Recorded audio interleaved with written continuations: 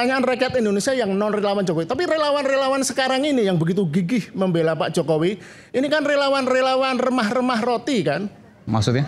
Sorry to say ya, jangan bilang remah-remah roti mas. Sisa-sisa Laskar Pajang. Jangan bilang remah-remah roti, kita ada ini ya, Oke, kita relawan ini. Remah-remah daging. Bekerja tidak pernah katakan remah-remah roti.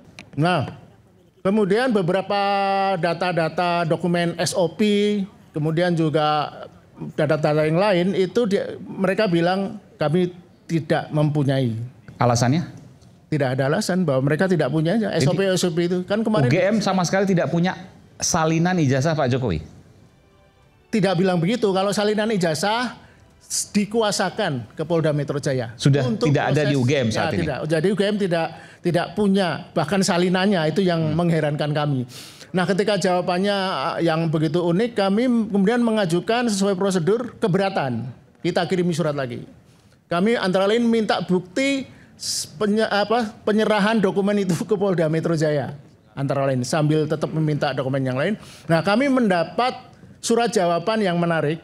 Surat itu langsung dijawab dan dilampirkan dokumen serah terima dokumen dari Polda Metro Jaya yang jumlahnya sangat banyak, tetapi seperti yang kemarin kita tunjukkan, hampir seluruh halaman surat atau dokumen serah terima dokumen itu di black out istilah saya, dihitamkan, disensor. Jadi sama aja tidak memberikan apa-apa. Nah, itu kemarin betul-betul dipersoalkan dan membuat heran banyak pihak kan. Nah, yang kemudian yang lain kemudian KPU Solo ya, yang Solo juga kontroversial adalah karena telat menjawab lebih dari sebulan, mereka lupa rupanya atau ketelingsut surat kami, surat email kami, dan baru dijawab lebih dari sebulan setelah kami kirim. Dan jawabannya ada 11 poin. Yang paling menarik dan kontroversial adalah poin ke-10. Apa itu? Yang menyebutkan bahwa sebagian dokumen yang kami minta, termasuk dugaan kami salinan ijazah, itu sudah dimusnahkan. Tapi kan sudah dibantah hari ini oleh KPU Solo. Bukan ijazahnya yang dimusnahkan, tapi nomornya. Itu yang disampaikan oleh KPU Solo. Tapi waktu KIP kemarin ini sekaligus saksi, Anda kan saksi juga di sana ya, menghadiri sidangnya. Yang dikatakan KPU Solo sudah dimusnahkan adalah ijazahnya, salinan ijazahnya. Tidak begitu juga. Makanya kan kemarin itu dalam sidang agak membingungkan sebenarnya. Karena kan Anda sendiri nggak jadi bingung? Iya, karena PPID Solo, staf PPID Solo ketika diminta maju oleh hakim komisioner untuk menjelaskan ini yang dimusnahkan apa, dia nggak bisa menjawab karena dia nggak tahu. Kemudian ada nggak berita acara pemusnahannya? Dia juga nggak tahu. Kapan itu dimusnahkan? Juga nggak tahu. Ada nggak salinan ijazahnya? Sempat tanyakan nggak itu? Tidak di sidang. Tidak. Karena mereka memang tidak memberikan. Jadi pada waktu itu tidak salah ketika asumsinya adalah salinan ijazah yang dimusnahkan. Ya itu kesimpulan logis ya. Karena kan jawaban nomor 10 itu related ke jawaban sebelumnya yang ngomong soal ijazah. Oke. Jadi intinya semua yang kami minta itu umumnya soal salinan ijazah sudah dimusnahkan. Iya. Tapi memang tidak terinci, tidak dijelaskan apa yang dimusnahkan. Oke. Baik. Sebelum saya pindah, saya tanya pada Anda kan wartawan senior, Pak Jokowi udah selesai. Kenapa isu ijazah Pak Jokowi ini penting buat Anda? Ya, ini masuk bagian substansi ya. Kan ini judulnya ilmiah atau fitnah soal ijazah. Saya bicara soal ilmiah saja ya. Soal fitnah biar pakar hukum dan para relawan ini yang suka saling fitnah ini. Saya ilmiah saja. Saya mendekati pakai dua pendekatan ya. Saya jurnalis, punya minat pada sains dan filsafat. Jadi menurut saya ini adalah satu blunder besar dari kubu Jokowi. Dan artinya begini, isu ijazah ini menurut saya bukan perdebatan polemik soal ijazah.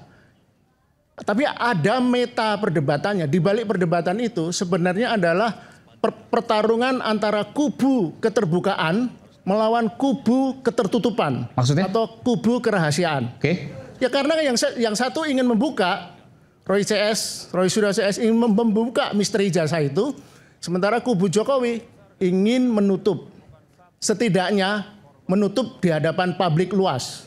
Bahwa itu sudah dibuka di kroninya polisi dan lainnya itu soal lain. Tapi intinya sampai sekarang setelah 3 tahun, misteri itu belum terungkap. Nah itu satu ya. Jadi ini antara. Padahal menurut Anda nggak masalah harusnya dibuka.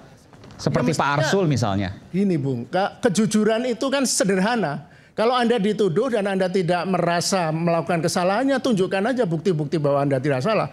Kalau Pak Jokowi memang punya ijazah itu, ijazah UGM lagi, universitas yang membanggakan, kenapa disembunyikan? Apa tujuannya? Apa motifnya? Nah, begini, ijazah itu kan selain membanggakan, juga bentuk satu pengakuan gitu. Kalau malu, ijazah kan bukan celana dalam yang bolong, yang malu untuk ditunjukkan ke publik. Jadi secara logika, secara filosofis tidak jelas ini motif ini. Dan ini kemarin saya di salah satu talkshow bilang bahwa Pak Jokowi langsung atau tidak langsung mempermainkan bangsa ini. Kenapa? Dengan isu ijazah. Karena tidak segera menunjukkan kalau memang asli. Kalau orang jujur dan punya asli, pasti harus ditunjukkan. Jadi tidak ada penjelasan psikologis, filosofis, dan ilmiah yang bisa membenarkan tidak maunya membuka. Bukan, tadi saya tertarik memainkan bangsa ini. Iya, ini saya. Sebentar, boleh nggak saya tanya, memainkan bangsa ini di mana maksudnya? Ya artinya dia kan mantan presiden 2 periode. Dia kan bukan Risa Khalid yang harus menyembunyikan praktek korupsi minyak dan atau para koruptor, para manipulator. Dia presiden dan harus diakui periode pertama dia itu banyak yang memuja dan mendukung. Berikan tepuk tangan dulu buat Bung Refli Harun. Silakan. Jadi yang saya lanjutkan bahwa ini bukan soal. Ini saya sedang bertanya karena menurut Bung Lukas, Pak Jokowi memainkan bangsa ini. Mempermainkan. Ya. Silakan. Ya. Nah, nanti saya akan jawab. Jadi tidak ada sedikit pun menurut saya kehambelan sebagai seorang mantan presiden yang dulu mengkampanyekan diri sebagai orang yang humble untuk berani secara terbuka menunjukkan. Tapi seperti orang Jumawa, karena mungkin berasumsi yang minta Roy Suryo, Rismon, Tifa, dan mungkin dia tidak suka dengan 3 orang itu dan beberapa orang lain, dia merasa tidak perlu. Tapi itu kan bukan pertanyaan 3 orang itu saja. Ini pertanyaan rakyat Indonesia. Pertanyaan rakyat Indonesia. Dan pasti itu bukan pertanyaan relawan ya. Pertanyaan rakyat Indonesia yang non relawan Jokowi. Tapi relawan-relawan sekarang ini yang begitu gigih membela Pak Jokowi, ini kan relawan-relawan remah-remah roti kan. Maksudnya? Sorry to say ya, jangan bilang remah-remah roti Mas. Sisa-sisa Laskar Pajang. Jangan bilang remah-remah roti, kita agak ini ya. Oke, kita relawan ini. Remah-remah daging. Bekerja tidak pernah katakan remah-remah roti. Oke, dan itu asumsi seperti itu tolong ditarik Mas. Saya lanjutkan ya. Jadi maksudnya remah roti apa itu? Ya artinya maksudnya remah roti itu yang dibuat apa?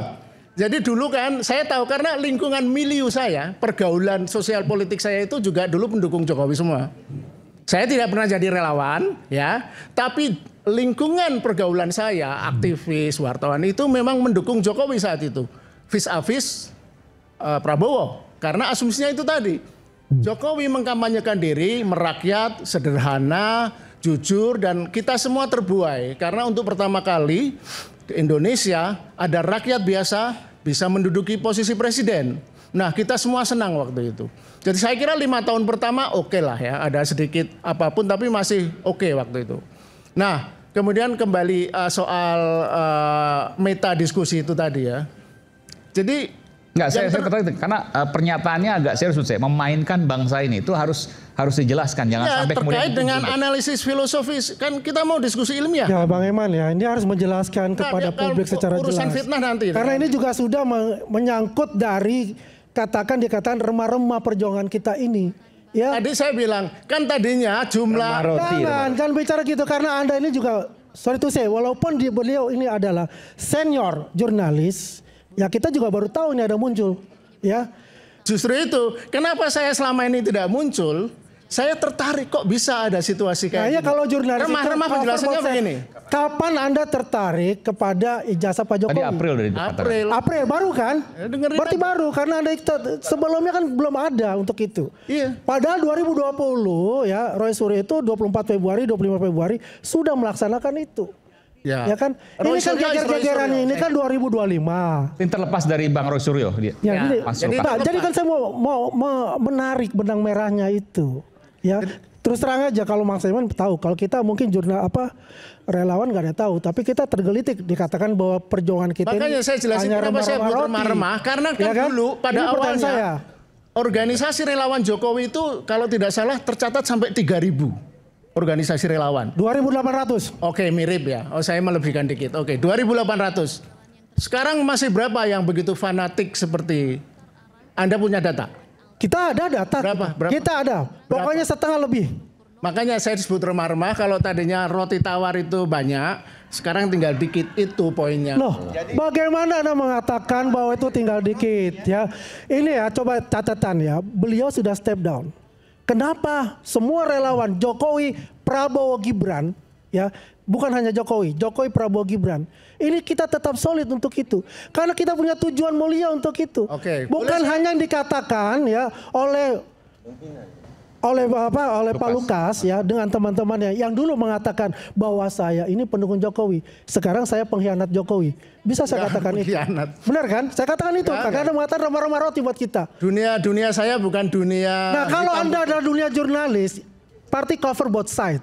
Itu paling penting kan begitu. Tapi kan Anda ini kan sudah keberpihakan untuk itu. Iya dong, tidak ada ya, dunia ini yang netral. Anda bukan jurnalis buat saya. Karena seorang jurnalis adalah cover both side.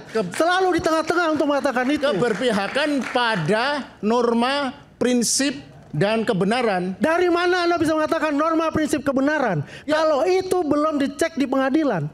Kalau Anda tujuannya adalah mengecek ijazah Pak Jokowi. Oleh karena Bang Lukas ini ingin membuka semua, minta dari UGM. Berarti belum ada kebenaran. Makanya. Belum ada kebenaran. Karena belum ada. Kebenaran hakikinya itu ada pada peradilan. Semua dari peradilan untuk itu. Kalau asli yang palsu kan. Itu kebenaran di kehakiman itu level kebenaran yang bersifat performatif. Artinya secara filosofis kebenaran filosofis itu tidak seperti itu. Hakim bisa disuap, pengadilan bisa dibeli. Jadi Anda tidak usah. Anda mengatakan mereka semua bisa disuap, bisa saja ya, karena ada kasus-kasusnya. Tetapi Nurani tidak bisa disuap. Betul, itu yang saya dan teman-teman sedang perjuangkan. Anda meyakinkan bahwa pergerakan Anda adalah gerakan Nurani, bukan pro kanan pro kiri. Betul, makanya kenapa mana bisa bergerakan Nurani ini berpihakan? Keberpihakan sudah jelas. Gimana keberpihakan ya? Coba dia kan bicara, ya udah mengatakan Pak Jokowi begini, ya kan? Dan kelihatan relawan Jokowi begini. Bagaimana bisa mengatakan itu? Sedangkan mereka ini bisa nggak saya satu konsep itu? Bisa nggak saya tidak diganggu 2 menit? Ya konsep meta. Oke, tidak diganggu 2 menit. Setelah kita yang satu ini, kita akan sudah kembali saat lagi.